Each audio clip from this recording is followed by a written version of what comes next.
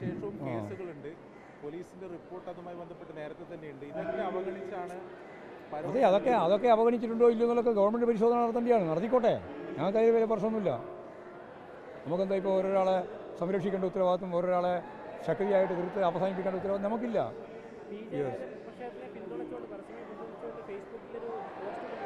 ഓ ആയിക്കോട്ടെ, അതൊരു മഹാപരാധമല്ല എന്നാണ് ഞാനിപ്പോൾ അപരാധമൊന്നും പറഞ്ഞിട്ടില്ല, മഹാപരാധമൊന്നും പറഞ്ഞിട്ടില്ല, അല്ലാന്നും പറഞ്ഞിട്ടില്ല.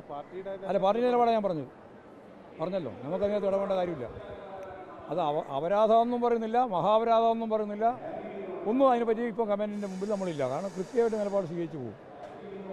അത് ജയിലധികൃതരും ഗവൺമെൻറ്റും ഒക്കെ ചേർന്ന് നടത്തേണ്ടുന്ന കാര്യമാണ്. പരോളിൻ്റെ ഭാഗമായിട്ട് കിട്ടേണ്ടുന്ന കാര്യങ്ങളല്ല. പരോളെല്ലാം തടവുകാരൻ്റെ അവകാശമാണ്. അത് ഏതെങ്കിലും രീതിയിൽ ഇല്ലായ്മ ചെയ്യേണ്ട കാര്യമൊന്നുമില്ല.